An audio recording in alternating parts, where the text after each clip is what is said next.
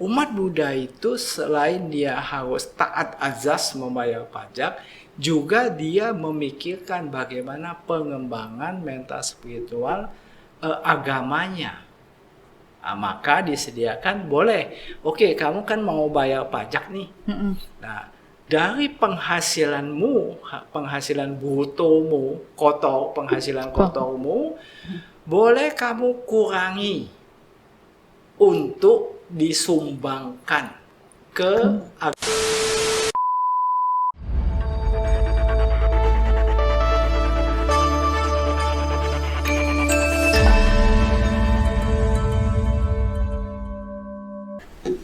Aduh, hari yang luar biasa sekali ini. Saya ucapkan Namo Sang Hyang Adudaya, Namo Buddhaya, Bapak Ibu. Budaya. Saya didatangkan dua orang yang sangat luar biasa hari ini, cantik dan ganteng. Pak Canto, apa kabar Pak Canto? Baik, luar biasa. Ini kalau keluarga Budayana Indonesia tidak mengenal Bapak Marga Canto Santosa, ini aneh ya.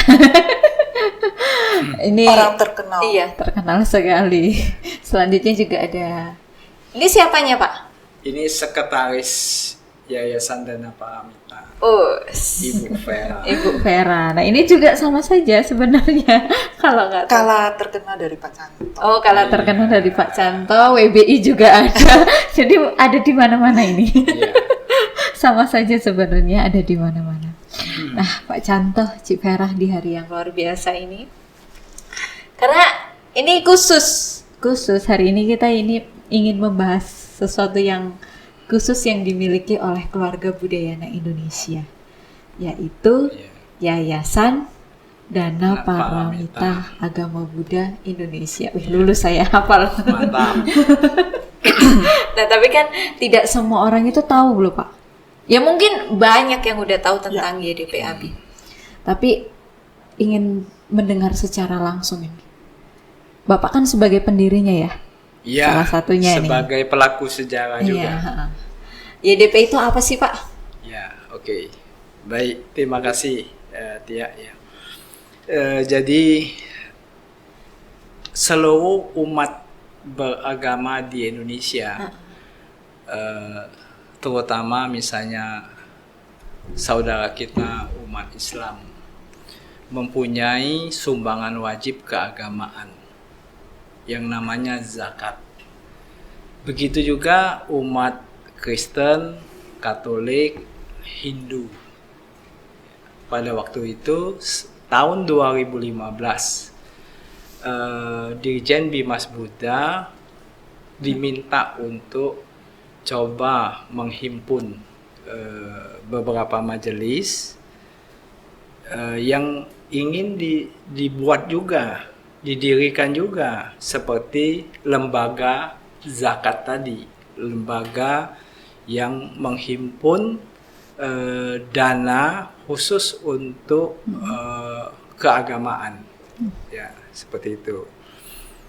Nah, permasalahan di tahun 2015 sampai tahun 2017 yang lalu, karena saya ikut selama 2 tahun itu, belum juga ketemu rumusan berapa persenkah di dalam kitab suci agama Buddha Tripitaka yang Buddha menyebutkan tentang besaran sumbangan keagamaan Buddha ini. Belum pernah. Yang wajib Yang sifatnya wajib seperti zakat. Nah, sehingga kalau umat yang lain Kristen ada di Alkitabnya perpuluhan namanya. Jadi jelas. Di Buddha tidak ada. Maka 2 tahun itu terus berdiskusi, mengundang para biku yang ahli di Tripitakanya, dicarilah sampai akhir tahun 2017 belum juga ketemu rumusannya. Oh, jadi untuk membangun YDPAB ini 2 tahun. YDP ya, tepatnya YDP. Dana Paramita. Nah, akhirnya 23 pimpinan majelis waktu itu dan 3 pimpinan sangha melakukan rapat di kantor Dirjen Bimas Buddha untuk menyepakati berapa besaran batas maksimum untuk disebut dengan sumbangan keagamaan Buddha wajib. Akhirnya disepakati, itu kesepakatan 8%. 8% maksimum dari penghasilan brutonya, baik untuk pribadi maupun untuk badan usaha. Itu sama berarti ya Pak nilainya? Sama, 8% maksimum dalam satu periode laporan pajak. Ya, dari penghasilan brutonya. Jadi kesepakatan saja 8%. Kenapa? Saya juga nggak bisa jelaskan karena waktu itu ya sudahlah 2 tahun sudah memprosesnya, tidak ada final, tidak ada keputusan, akhirnya disepakati saja. Akhirnya tanda tangan nota kesepakatan dari 23 pimpinan majelis dan 3 sangha yang ada pada waktu itu. Nah, makanya diajukan oleh Dirjen Bimas Buddha kepada Dirjen Pajak, karena ini kan menyangkut perpajakan, supaya diakui. Maka nomenklaturnya, istilahnya aturan dari perpajakan, harus disebutkan dana sosial keagamaan Buddha wajib. Ada kata wajib. Oh, wajib. Mengapa harus ada kata wajib? Karena dia disesuaikan dengan peraturan tentang zakat.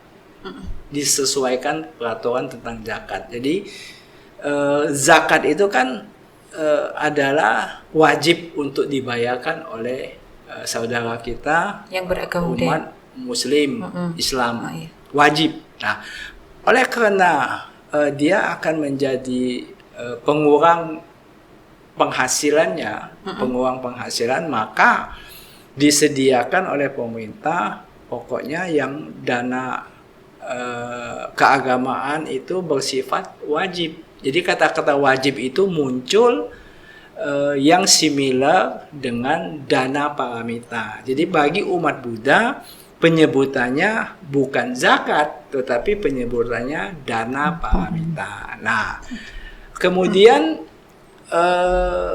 dana paramita ini kan harus ada lembaga yang bertanggung jawab untuk menghimpunnya atau menggalangnya atau untuk pengelolanya.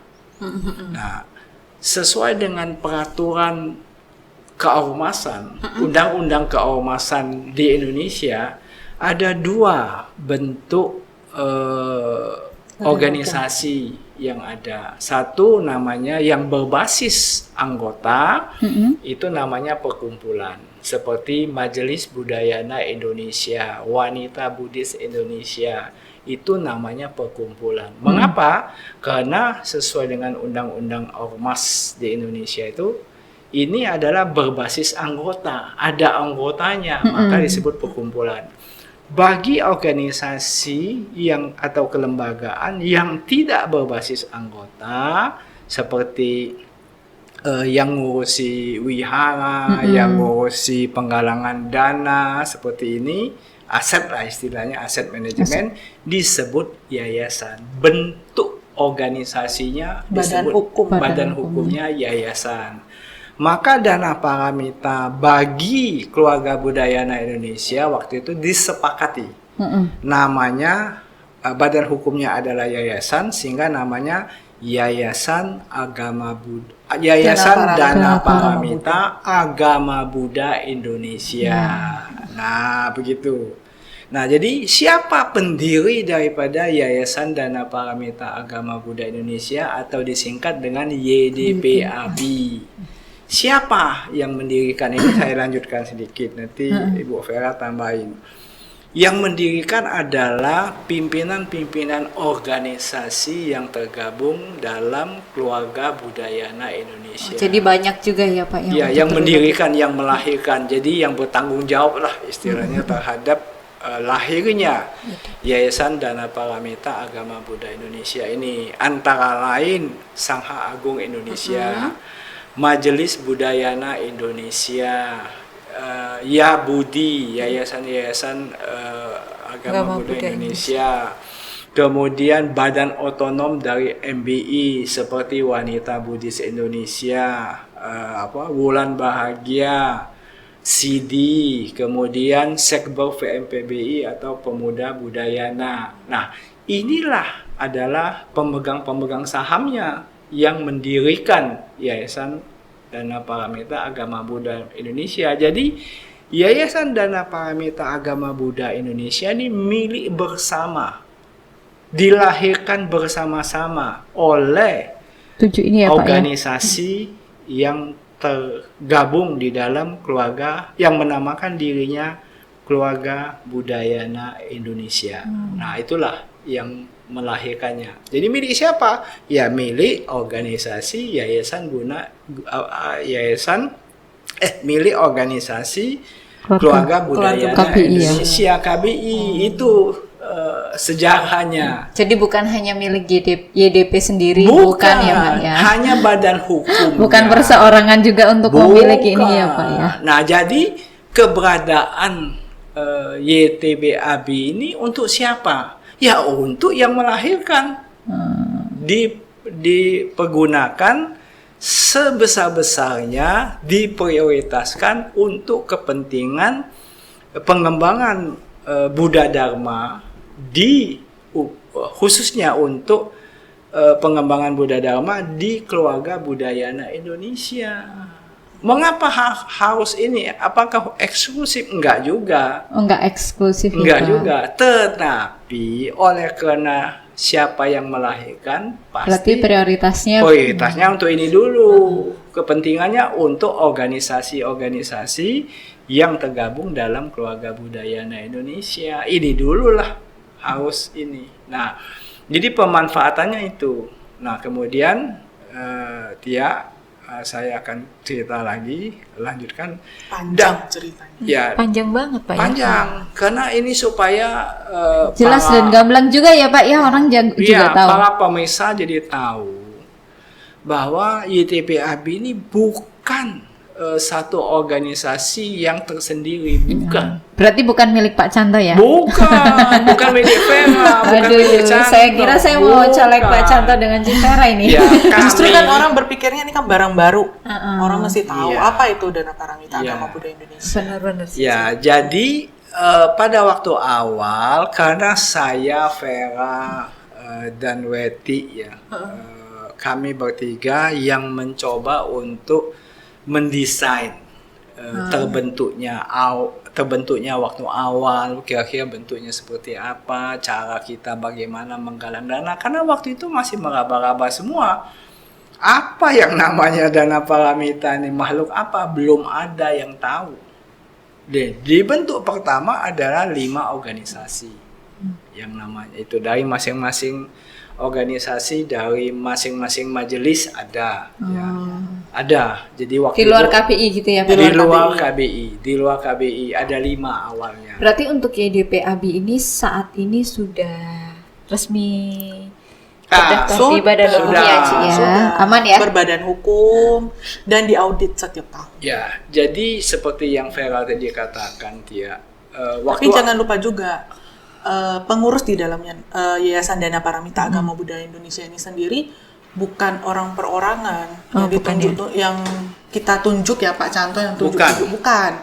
Tapi merupakan ex officio dari masing-masing organisasi itu. Dari Sangga Agung ada, dari Majelis Budayana Indonesia ada, Sekberia Budi ada, unsur dari Banom pun ada di situ. Jadi bukan maunya Pak Canto dengan orang ini. Jadi nanti orang berpikirnya Pak Canto deketnya sama si A, ya udah si A aja, nggak bisa. Jadi semua adalah ex officio dari organisasi. Jadi kami bertiga ini ditunjuk, dipercaya oleh Dewan Pembina. Jadi kenapa? Kalau yayasan yayasan itu badan hukum yayasan yang pemegang saham tertingginya adalah Dewan Pembina. Dewan Pembina Yayasan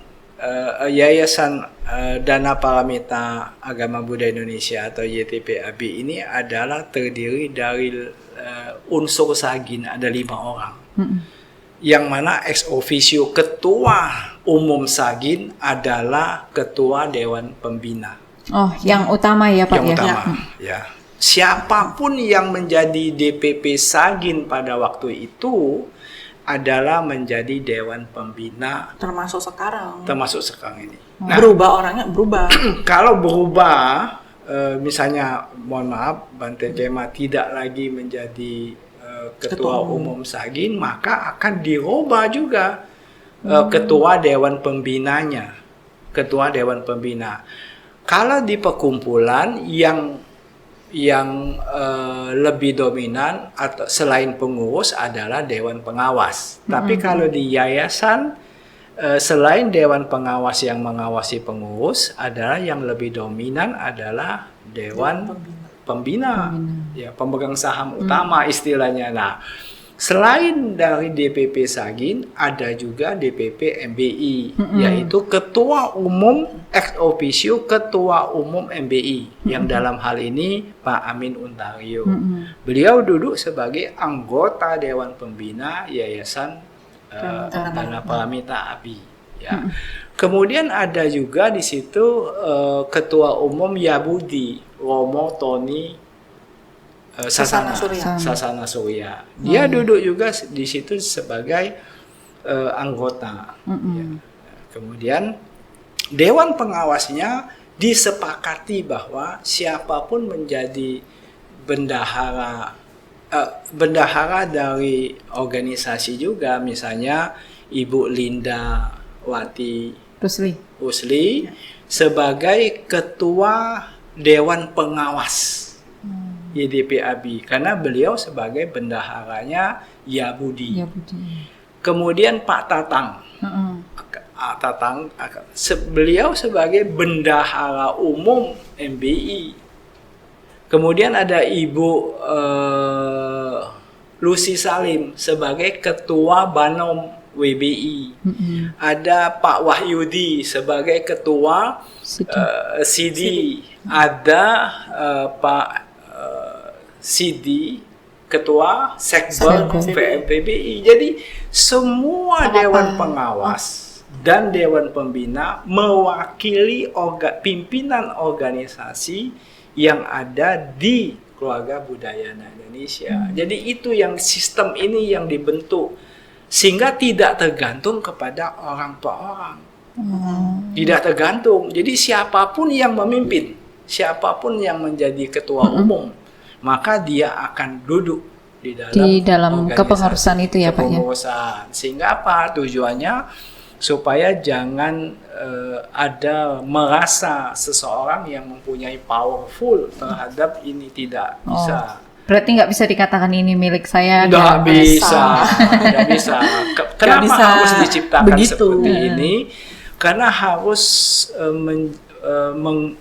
menjunjung tinggi terhadap visi daripada pembuatan atau dilahirkannya Yayasan Dana Paramita. Visinya untuk apa? Ya, visinya adalah untuk menjadi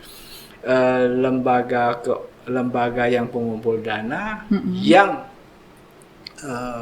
dipercaya orang, yang akuntabel, yang transparan, ya, dan menggunakan teknologi informasi berbasisnya. Maka setiap dana paramita ini kami hanya menerima yang non cash basis istilahnya, yang non tunai. Ya. Tidak boleh berdana ke sini, harus menggunakan jasa bank. Transfernya menggunakan jasa bank. Untuk jadi apa? Harus jelas ya Pak ya. Untuk apa? Untuk akuntabel dan transparan. Tidak bisa yang ada menggunakan tunai, kan bisa disalahgunakan oleh oknum. Kalau di sini nggak bisa. Di YDP-ABI kami menjamin sama pengurus ini, kami menjamin menggunakan jasa bank. Dan tadi Vera sudah menyebutkan bahwa di dalam ketentuan dari Dirjen Bimas Buddha, wajib setiap tahun, periode tahun, harus diaudit keuangannya harus diaudit oleh jasa audit public auditor. public auditor. Jadi tidak boleh orang dalam sendiri yang Jadi nggak bisa diaudit sendiri ya Pak ya? Nggak boleh. Nggak bisa dimanipulasi sendiri. Tidak boleh. Dan harus yang punya badan hukumnya mereka dan yang bisa jelas dipertanggungjawabkan. Iya. Karena laporannya itu kan bukan hanya untuk internal kita sendiri ya. Jadi Iya. kan memang itu dipakai juga untuk kita laporkan juga. kita setiap tahun memenuhi ketentuan bahwa dari Dirjen Bimas Buddha setiap tahun harus membuat namanya LPJ, laporan pertanggungjawaban, yang terdiri dari laporan kegiatan dan laporan keuangan yang sudah diaudit selama periode tahun tertentu. Yang disebut dengan tahun buku adalah mulai Januari sampai Desember tahun berjalan. Seperti yang lalu tanggal 28 Maret 2023 kami menyerahkan kepada Pak Dirjen Bimas Buddha adalah laporan yang seperti ini nih. Nah, laporan pertanggungjawaban kita nih. Di dalamnya sudah termaksud dari hasil auditor publik nih. Wah, langsung ya dibawain bukti saya. Iya, jadi ini Kan kita transparan. ini transparan dan akuntabel, jadi tidak main-main. Rp1 pun harus dipertanggungjawabkan. Rp1 pun yang dana masuk, dana yang ditransfer, dipercayakan kepada JDPAB harus kami pertanggungjawabkan. Begitu. Jadi itu jelas dan laporannya juga sesuai dengan kegiatan yang sudah dilakukan oleh YDPAB ya Pak. Okay. Nah, kalau ada pertanyaan nih, biasanya sih orang pada nanya ya, terus laporannya kita bisa dapat dari mana? Banyak kan yang tanya seperti itu kan. Kalau kami jelas bisa diakses di website kami. Setiap tahun berjalan ada laporan dan auditornya, hasilnya pasti kita post di situ, transparan. Jadi bisa langsung diakses oleh siapapun ya Pak? Betul. Untuk di Betul, ini bukan hanya website-nya. untuk internal saja, siapapun bisa. Oke, siapa aja bisa ya Ci ya? Ya. Bagi si donatur juga Tia, tadi yang menambahkan yang betul. Ibu Vera, bagi donatur juga setelah dia mentransfer uangnya melalui bank rekening bank atas nama YTPAB, dia ingin lihat benar enggak sih diterima oleh YTPAB, maka di website YTPAB tadi sudah tercantum di situ nama Maga Canto berdana sekian rupiah, ada nama saya. Oh, jadi tanda terimanya langsung lain lagi. tanda Beda lagi. Jadi Ya. kalau yang Pak Canto tadi sebutin ya, itu lebih ke misalnya saya dana sekian rupiah, terus saya ingin tahu apakah sudah direkap. Oh, Ya. Rekapan namanya. Tercatat. Rekapan donaturnya itu real time sih tidak ya, tapi online time lah ya. Kita selama jam kerja itu pasti akan ada di situ.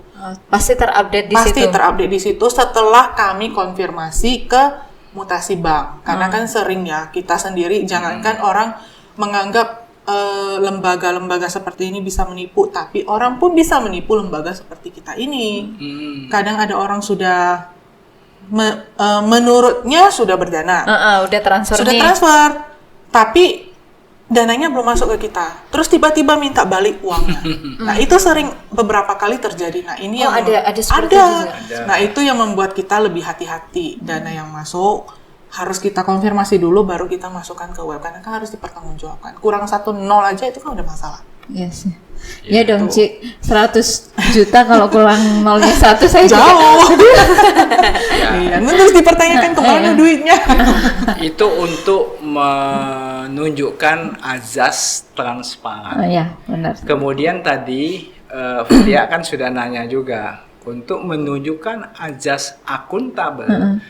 Yayasan Dana Paramita Agama Buddha Indonesia menerbitkan tanda terima. Ada terbitannya. Ada tanda terimanya. Nggak perlu jauh-jauh ke sini ya Pak ya? Enggak perlu. Nggak usah. Jadi tanda terima ini sudah dibikin sedemikian rupa, baik di yang minta dikirim melalui digital, zaman sekarang kan digital. Iya, Ada lebih orang gampang tidak ya. mau terima kertas lagi. Ya, kita menerbitkan juga tanda terima secara digital. Jadi begitu dia menyampaikan tentang alamat email atau nomor WA, nomor HP WA-nya, maka akan setelah divalidasi tadi oleh petugas bahwa memang betul yang Dananya sudah bersangkutan masuk. ada dananya sudah masuk, maka akan diterbitkan tanda terima tadi, tanda dikirim terima. langsung melalui emailnya Atau atau WhatsApp-nya. WA-nya, WhatsApp-nya.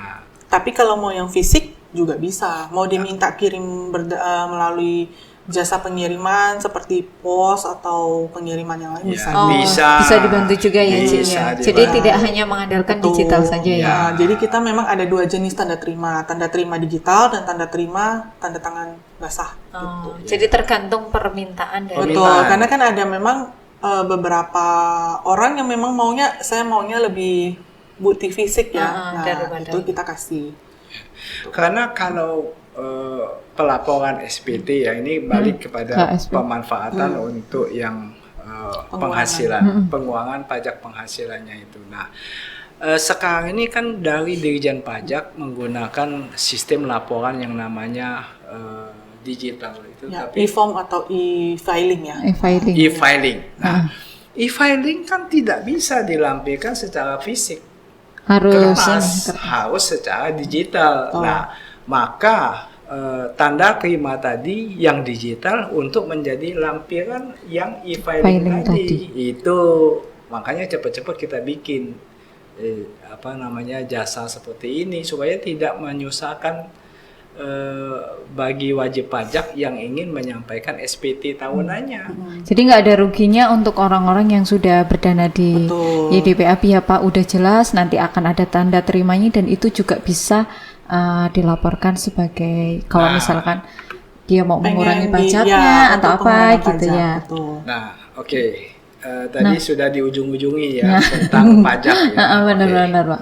Nah itu berarti untuk pajak itu hanya khusus untuk pribadi saja yang menerima itu atau Penerima untuk manfaatnya ya, itu bisa untuk perorangan, bisa untuk perusahaan. Oh, jadi bisa dua hal ya? Bisa.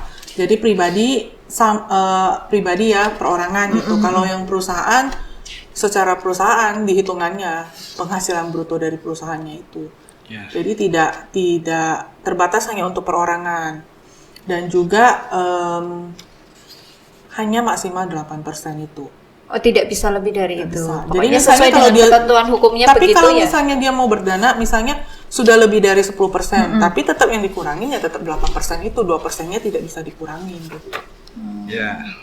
Nah, jadi menambahkan apa yang tadi Ibu Vera sampaikan ya.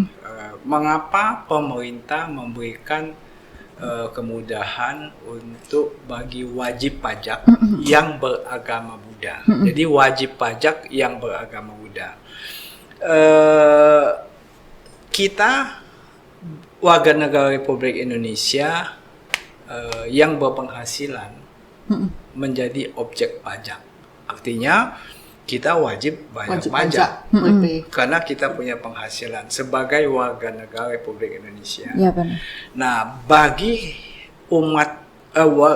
warga negara Republik Indonesia yang memenuhi syarat berpenghasilan, maka dia wajib membayar pajak. Wajib membayar pajak. Namanya pajak penghasilan untuk pribadi. Ya. Perusahaan-perusahaan yang mayoritas dimiliki oleh wajib pajak atau warga negara Republik Indonesia yang beragama Buddha juga bisa menggunakan sumbangan wajib keagamaan tadi, sumbangan keagamaan wajib tadi, sifatnya wajib. Nah, mengapa hal ini pemerintah memikirkan hal ini? Karena untuk pembangunan mental spiritual agamanya, agamanya, umat Buddha itu selain dia harus taat azas membayar pajak, juga dia memikirkan bagaimana pengembangan mental spiritual agamanya. Nah, maka disediakan boleh, oke kamu kan mau bayar pajak nih. Nah, dari penghasilanmu, penghasilan brutomu, penghasilan kotormu, boleh kamu kurangi untuk disumbangkan ke agamamu. Yang wajib pajak Yang ini ya, sifatnya yang sumbangan keagamaan wajib. ya. Nah, boleh kamu sumbangkan, tapi dibatasi maksimum 8% dari total penghasilan brutomu. Mengapa harus dibatasi? Karena pemerintah kan perlu untuk pajaknya sebagai untuk biaya pembangunan secara nasional bagi pemerintah terhadap penghasilan tadi. Mengapa hal ini belum dilakukan oleh semua wajib pajak yang beragama Buddha? Ini kan baru 5 tahun disosialisasikan. Belum banyak umat Buddha ini yang mengenal bahwa saya punya penghasilan, saya berpenghasilan sebagai objek pajak, sebagai wajib pajak, saya boleh menyumbangkan untuk agama saya. Seperti teman-teman muslim tadi bayar zakat. Oh, yang zakat pertama Zakat itu. setiap tahun kan umat kawan-kawan kita, saudara kita muslim bayar zakat. Sifatnya wajib, maka kata wajib begitu. Kawan-kawan kita Kristen wajib bayar perpuluhan. Nah, maka kita sebagai umat Buddha juga wajib istilahnya yang bagi yang berpenghasilan yang cukup untuk membayar Zakat itu ya, Pak. dana paramita. Dana paramita. Kalau kita ngomongnya dana paramita, paramita. seperti itu. Nah, pemerintah memfasilitasi ini. Jadi nggak ada ruginya ya Pak ya kalau kita Nggak ada. Bagi umat Buddha yang wajib pajak, mau dia berdana atau tidak berdana, dia tetap seperti itu saja. Dia akan lebih bermanfaat kalau berdana melalui yayasan-yayasan yayasan dana paramita yang sudah disetujui, yang sudah diakui izin, Dirjen Pajak. diakui oleh Dirjen yang udah jelas Pajak. ya Pak ya Iya, untuk badan jelas hukumnya. Jadi nggak semua yayasan-yayasan Nggak sosial itu boleh. nggak bisa. Nggak bisa. Yang sudah mendapatkan SK dari Dirjen Pajaknya yang bisa. Iya. Nah, Oh, itu yang itu tadi juga kata Pak pertanggungjawabannya lebih enak ya Ci, Betul. maksudnya dan Ah. lebih jelas untuk kalau suatu saat diaudit itu jelas untuk Iya. hal itu, ya. Iya. Nah, seperti Yayasan Dana Paramita Agama Buddha Indonesia kan sudah disetujui oleh Dijen Bimas Buddha, oleh Dirjen Pajak sejak akhir tahun 2017 atau awal tahun 2018 yang lalu, maka kita mengumpulkan dana paramita ini adalah sah dan dilindungi oleh undang-undang istilahnya.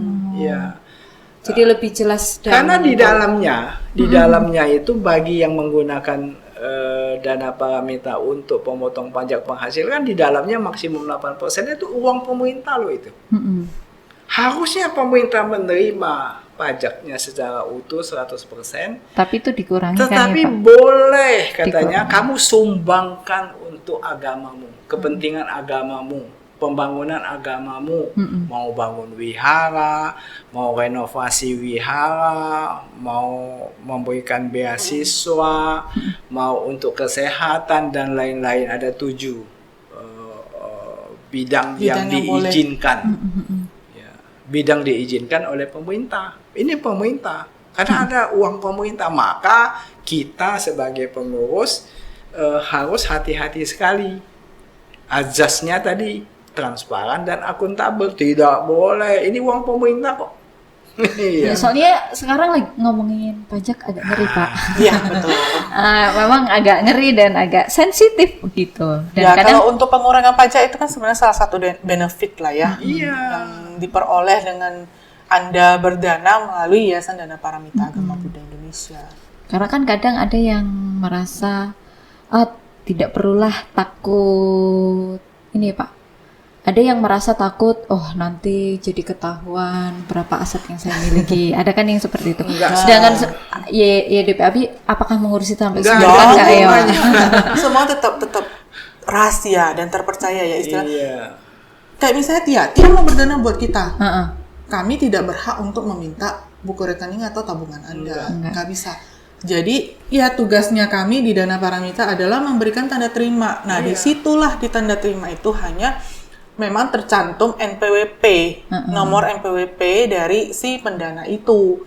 Nah, kenapa harus ada nomor NPWP? Kalau tidak ada nomor NPWP kan tidak bisa dipertanggungjawabkan oleh yang bersangkutan juga pada saat dia melaporkan SPT itu untuk pengurangan pajak, dan juga kami juga tidak bisa mempertanggungjawabkan dana ini memang dari dia gitu pada saat kita laporan. Jadi harus pajak. Jelas juga untuk Betul. membayar itunya. Nggak harus hanya jelas, nggak bisa. Jadi ada nomor NPWP-nya memang di situ tertera, dan kami tidak punya hak untuk mencari tahu atau dari Dirjen Pajaknya mencari tahu, enggak. Jadi Tia berdana dapat tanda terima itu pada saat pelaporan SPT, ya tinggal lampirkan pada saat di bagian bawah yang bantuan sumbangan keagamaan itu. Nah, dilampirkan itu nanti dikurangin dari situ. Di hitungannya itu kan ada apa ya, kalau nggak salah sumbangan lain-lain deh, kalau nggak salah sumbangan lain-lain keagamaan gitu. Nah, dijumlahkan di situ, dikurangin. Jadi ya itu rahasianya pada saat dia melaporkan SPT tahunan itu. Nah, kalau misalnya kadang orang takutnya, nanti saya diobrak-abrik lah sama pihak pajak gitu kan. Ya selama dia tidak banyak penyalahgunaan pajak, dia sih sebenarnya aman-aman aja. Karena dana ini kan sebenarnya hanya untuk benefitnya si pendana itu untuk mengurangi pembayaran pajak dia kalau kurang bayar. Jadi ini jelas ya.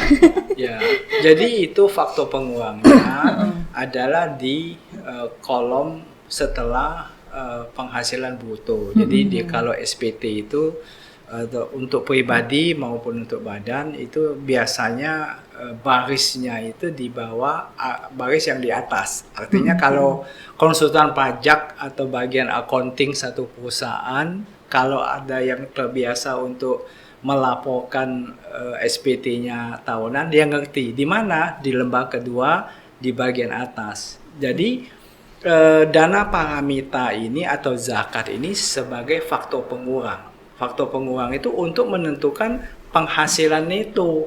Penghasilan netonya berapa? Nah, untuk menentukan penghasilan neto berapa untuk dijadikan kalibrasi nanti berapa pajak yang harus dia bayar terhadap penghasilan netonya. Jadi itulah di atas dulu, dikurangi dulu. Nah, makanya mau berdana dan tidak berdana melalui Yayasan Dana Paramita itu tidak jadi masalah bagi pemerintah. Dikembalikan kepada si pendana. Iya, silakan. Nah, terserah. Saya betul. Mau melaporkan bagaimana berarti kan ya Pak, mau dilampirkan atau tidak ya terserah saya gitu. Nah, juga bagi si donatur mau memanfaatkan yang kepentingan tadi pemotong pajak pemotong pajak dia baik pribadi maupun badan usahanya, dia tidak mau juga, ya silakan, tetap saja silakan berdana kepada Yayasan Dana Paramita. Kami tetap terbitkan tanda terimanya. Ya, sesuai dengan kinerja yang harus dilakukan oleh tetap saja. Dia tidak mau, ya tidak apa-apa.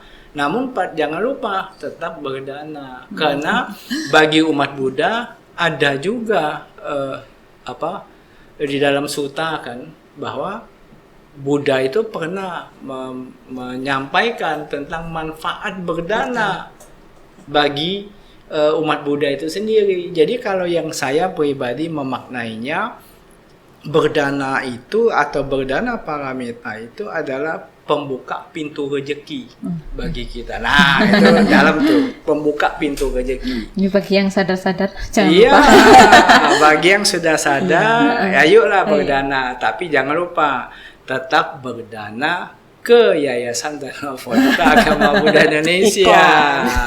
Pak, tadi kan Cik Vera sama Pak Canto juga udah menjelaskan bahwasannya dia juga per tahun dilaporkan mengenai kegiatan dari DPAB. Nah, kira-kira dari Yayasan Dana Paramita itu ini penyalurannya itu dalam bidang apa saja sih Pak? Apakah Ada itu 7 hanya bidang ya, ada 7 bidang memang. Cuman yang satu tidak terlalu kita salurkan. Lebih ke utamanya kita ke pendidikan sebenarnya, pendidikan,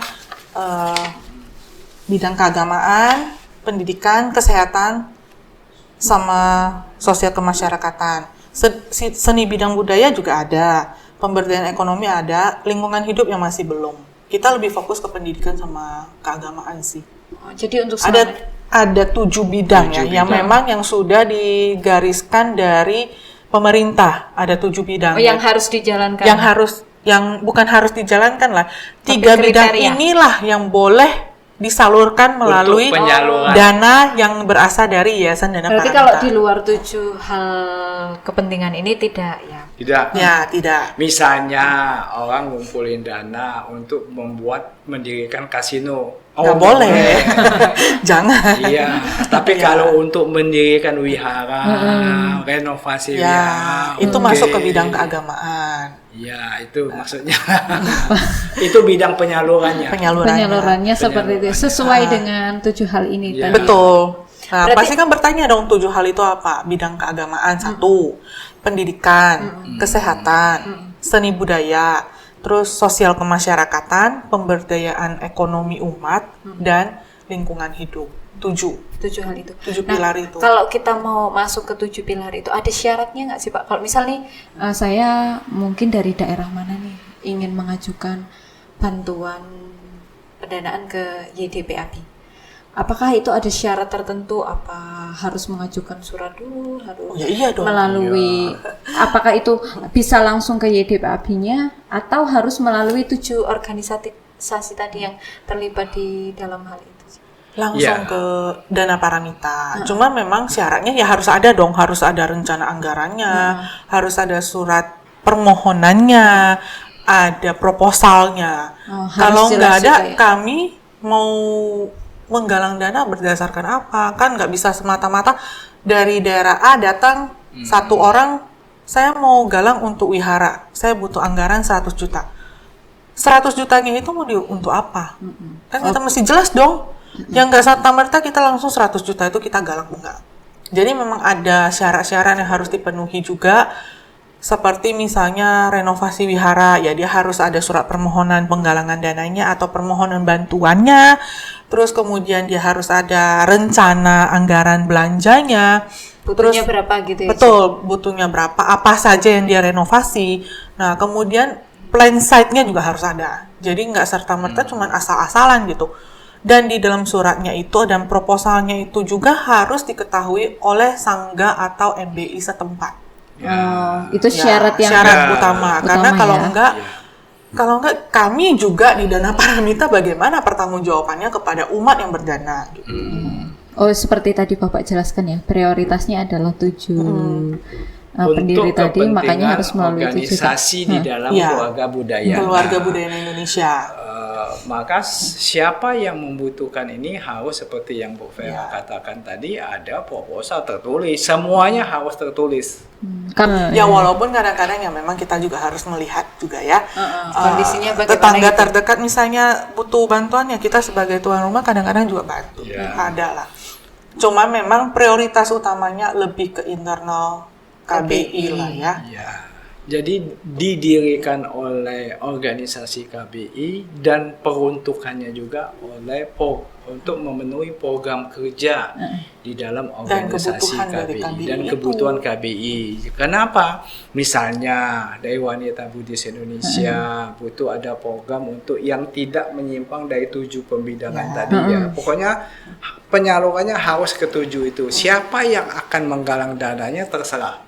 Apakah MBI, apakah WBI, ataukah CD itu sarjana profesional, ya, ataukah pemuda budaya, Wulan Bahagia, silakan gunakan media. Ini namanya media. Jadi kalau saya sering mengatakan bahwa Yayasan Dana Paramita Agama Buddha itu seperti ATM bersama. Kami bertiga ini, saya, Bu Vera sama Weti, sebagai pengurus ATM-nya. kami wajib menyediakan sarana prasarana bahwa tapi kalau sarana prasarana bahwa ATM ini berfungsi loh. Oh, jadi Pak, bukan berarti kayak 7 pengurus organisasi itu juga nyemplung ngurusin ATM enggak dong Pak? Berarti ATM serahkan kepada kami. Betul. Nah, termasuk pasti bertanya kan, setelah penggalangan dana pencairannya bagaimana? Itu kan juga kadang kan ya namanya orang ya Pak, ada mau taunya. Iya. Nah, pencairannya sendiri nggak serta-merta dikeluarkan seperti itu, enggak.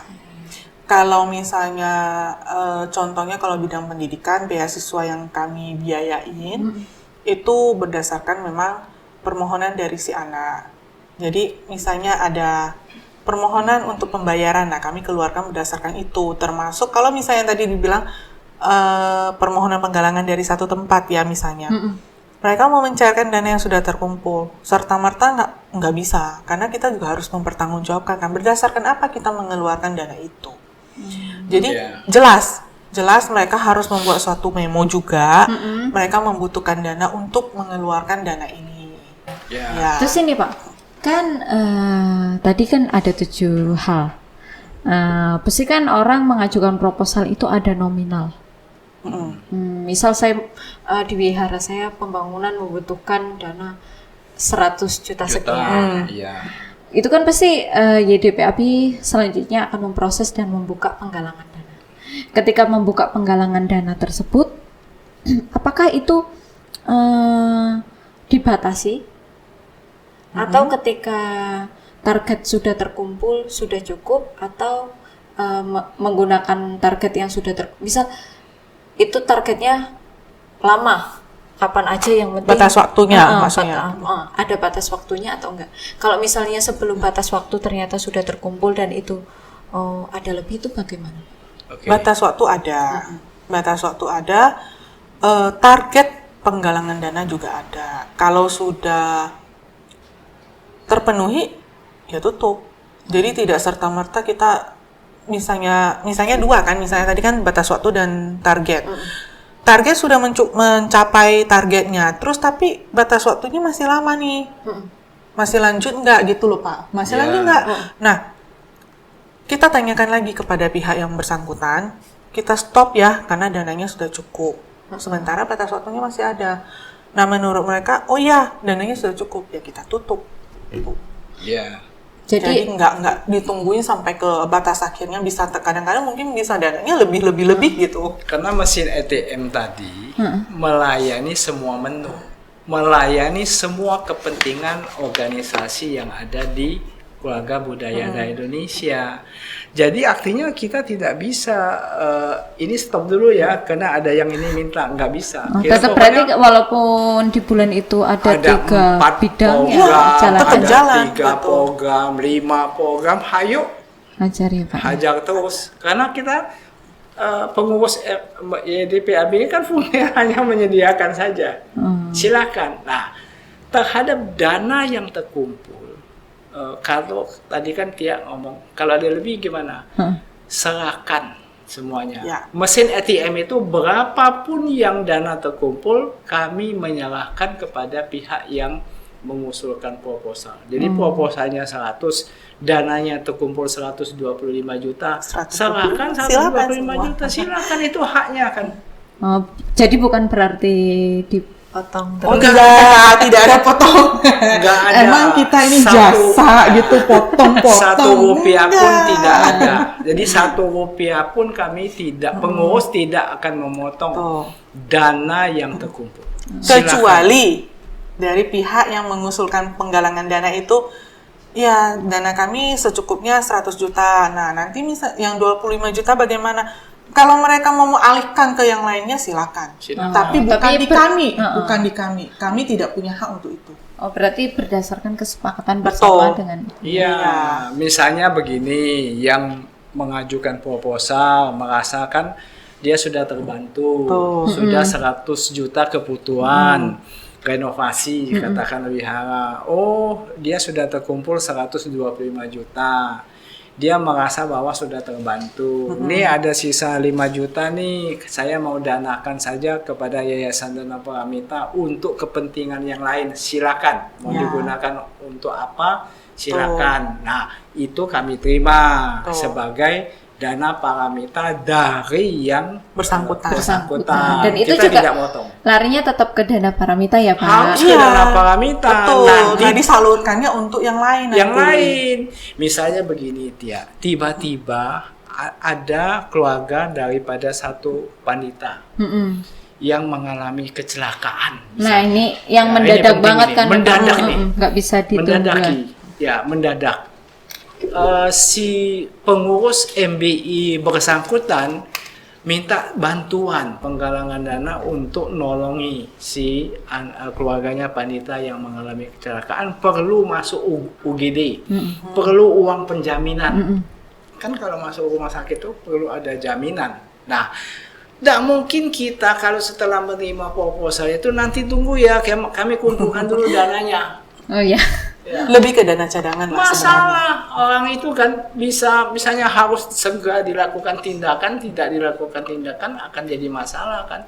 Maka kami menggunakan sisa-sisa dana tadi yang belum digunakan, sisa-sisa dana yang belum digunakan tadi untuk kepentingan yang mendesak. Kita talangin dulu istilahnya, baru nanti kita beresin terhadap pengumpulan dananya bagaimana. Seperti itu. Nah, kalau selain itu juga Pak, di Yayasan Dana Paramita Agama Buddha Indonesia untuk mengenai biaya operasional, pasti kan butuh dong untuk mengenai hal itu. Nggak mungkin kan, karena kan pasti akan ada staff, akan ada yang menjalankan itu, nggak mungkin hanya Bapak dan Cipera tidak aja bisa kan. dipungkiri lah ya, karena kan untuk menjalankan sebuah organisasi, ini kan pasti butuh biaya lah ya. Ya, jadi butuh biaya. Jadi begini, kita sudah membangun Yayasan Dana Paramita AB ini setelah 5 tahun ini masuk tahun ke-6. Memang pada awalnya kita butuh bantuan-bantuan untuk menutupi biaya operasional. Ya, awalnya. Tetapi lama-kelamaan tahun ke-3, 4, 5 ada satu program penggalangan dana itu kan bukan begitu terkumpul langsung diambil. Ya. Ada yang sejumlah dana yang peruntukannya nanti misalnya begini Tia. Ada penggalangan dana untuk membangun wihara yang nilainya 1 miliar. Pembangunan wihara kan bertahap. Ada 3 bulan pertama membutuhkan biaya katakanlah 25%-nya untuk fondasi dan segala macam. Tapi ada orang yang sudah berdana nih 1 miliar untuk wihara itu. Dibayar secara penuh di awal. Nah, pengurus pembangunan wihara kan tidak minta semuanya yang 1 miliar tadi semuanya ditransfer ke langsung ke rekening. Enggak, nanti bertahap. kami akan minta bertahap. Nah, Cairannya bertahap. sisa dana yang bertahap tadi, sisanya katakan pertama 25%, sisa kan 75%. 75%-nya kan diletakkan di mana? Bank. Bank kan ada jasa namanya bunga daripada tabungan tadi. Nah, bunga tabungan tadilah yang kami gunakan untuk menutupi biaya operasional. Walaupun Seperti sebenarnya itu. nggak salah juga ya Pak ya, kita menggunakan operasional dari dana yang terkumpul. Karena memang dari pemerintah juga ada batasan dananya. Oh, tahu sih, Pak. Mengizinkan Ya. Berapa Pak kalau untuk 8% dari omset dana total. terkumpul. per tahun? Per tahun. Ya. Total. Jadi kalau totalnya di Yayasan Dana Paramita dalam 1 tahun sekian, nah, itu 8%-nya bisa tahun digunakan. 2022 10 miliar. Karena kita sudah dipercaya kan? Ya. 10 miliar. Artinya kami pengurus boleh menggunakan 8% dari 10 miliar itu, tetapi kita nggak pakai. Tapi saya tahu Mbak pertanyaan itu Tia, karena Kami lagi tidak rame pakai. ini. Ya, soalnya biasa Pak, kalau mengenai dana itu Iya. sangat begitu sensitif. Kalau nggak transfer, males ya. Kita nggak pakai. Betul. Kita nggak Kita pakai. nggak pakai. Mengapa tidak memakai? Karena kebutuhan dari organisasi DKB itu lebih banyak. Ya. lebih banyak. Jadi kita kan orang lapangan istilahnya, kita melihat, oh ini perlu pembangunan wihara, perlu renovasi wihara, perlu apa. Banyak hal yang masih diperlukan. Rasanya nggak tega lah ngambil 8% itu, walaupun Nggak mungkin, haknya sudah diberikan loh. Kegiatan yang lalu sudah tertutup, ada hal yang baru lagi kita kelapakan cari. Betul, karena memang nggak semuanya kita galang dana. Nggak semuanya. Kayak misalnya beasiswa. Beasiswa kita nggak serta-merta misalnya ada satu anak mau sekolah kita galang dana khusus Iya. untuk dia. Enggak. Enggak. Jadi juga ya, banyak dari yaitu yang harusnya operasional yang boleh dipakai itulah kita alihkan untuk biaya pendidikan atau orang sakit. Kalau misalnya ada yang kayak seperti yang tadi Pak Canto bilang, ada pandita yang tiba-tiba kecelakaan, butuh dananya nggak sampai 100 juta, kita nggak galang dana. Nggak. Jadi memang kita minimal penggalangan dananya itu adalah 100 juta. Jadi kalau di bawah 100 juta itu kita juga malu ya. Kok 100 jutanya kita galang dana besar-besaran gitu. Enggak. Jadi ya itu dari dana cadangan itu kita lebih menempatkannya sebagai cadangan untuk dipakai, disalurkan kembali gitu. Tidak dipakai untuk operasional. Berarti Enggak deh.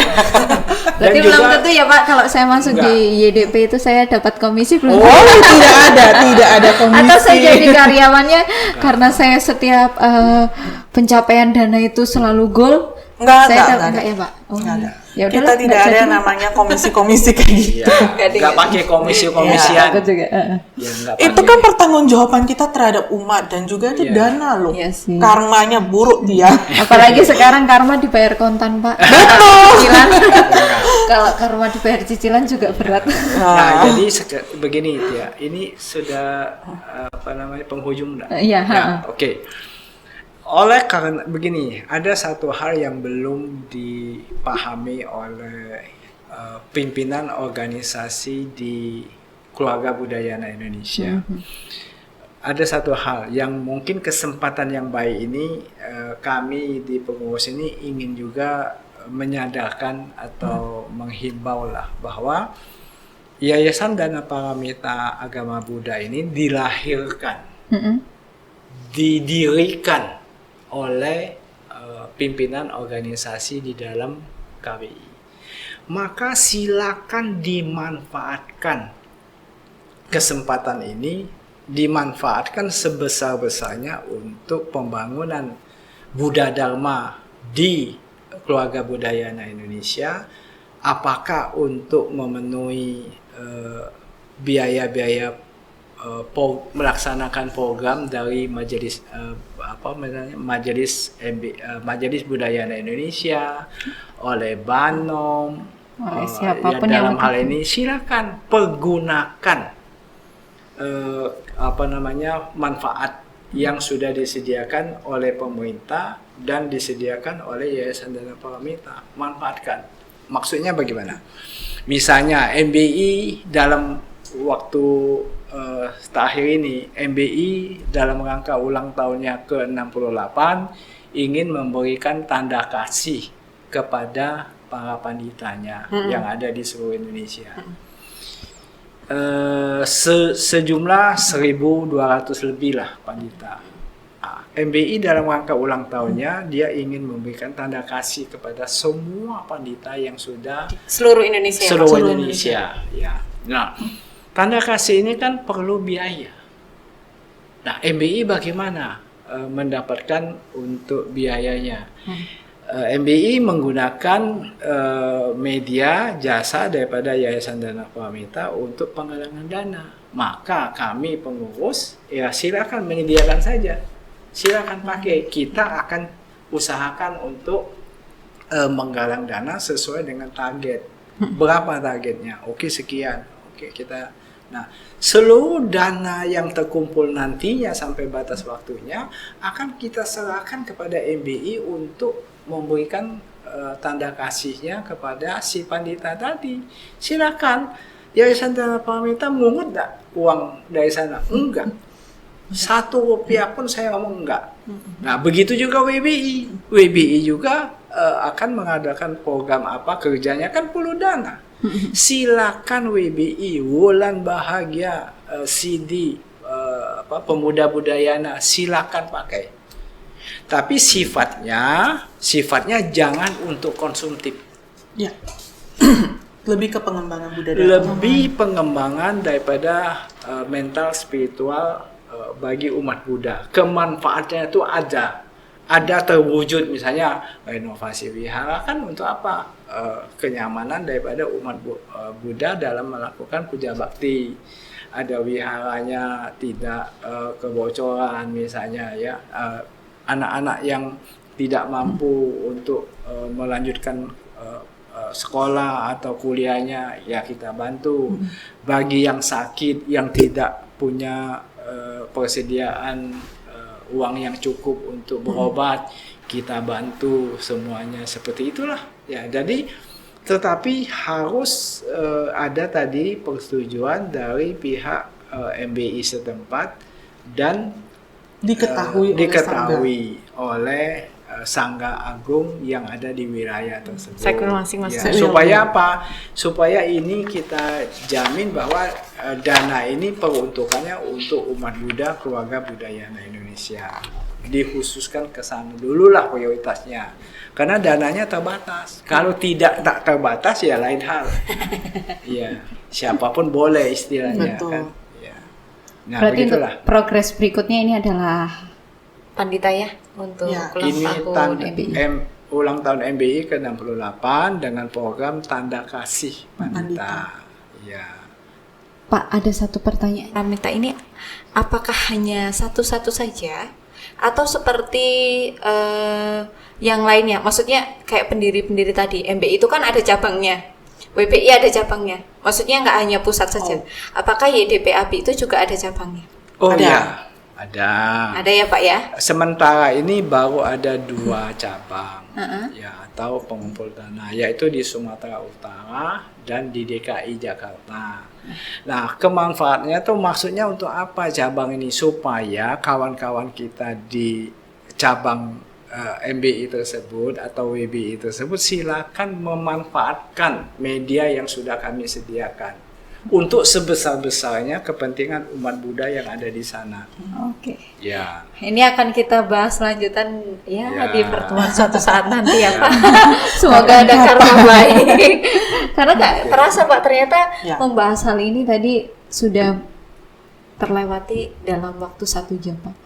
Terima kasih sekali untuk Cik Vera dan Pak Canto yang sudah mengedukasi tentang Yayasan Dana Paramita, sehingga umat Buddha jangan ragu-ragu untuk berdana di Yayasan Dana Paramita karena ini sudah sangat begitu jelas. Betul. Kalau ingin lebih tahu juga bisa langsung akses Akses ke websitenya YDPAB ya. Ya. Pak, itu di sana jelas semuanya tertera.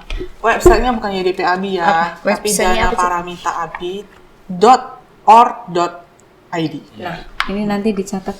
Pesan terakhir adalah Apa Pak? dana yang umat Buddha titipkan kepada Yayasan Dana Paramita, kami jamin 1 rupiah pun tidak akan disalahgunakan. Nah, tidak ada pembagian komisi ya Pak? Tidak Ada. Jangan berharap itu. Oke baik, terima kasih Pak Canto, Oke, terima kasih Cik terima Vera, kasih. sampai jumpa kembali. Namo Buddhaya. Namo Buddhaya. Mekanisme penerimaan dan penyaluran dana paramita di Yayasan Dana Paramita Agama Buddha Indonesia, Pusat dan Cabang. Para donatur dapat mengakses di website YDPAB berikut ini. Jangan lupa untuk memilih area donasi dan mengisi data. Lalu kirimkan info donasi Anda ke email dan nomor WA berikut ini. Para donatur juga dapat mentransfer dana via rekening bank atau melalui lembaga keuangan non-bank yang dimiliki oleh atas nama Yayasan Dana Paramita Agama Buddha Indonesia Pusat dan Yayasan Dana Paramita Agama Buddha Indonesia Cabang yang terdiri dari DKI Jakarta dan Sumatera Utara. Setelah Bapak Ibu berdonasi, maka akan dikirimkan bukti pembayaran dana sosial keagamaan Buddha dari Yayasan Dana Paramita Agama Buddha Indonesia. Tata cara pelaporan dana paramita. Bapak Ibu dapat memfotokopi bukti pembayaran tersebut dan melampirkan dalam SPT tahunan PPh tahunan, pajak, dan bukti tanda terima dari Dana Paramita.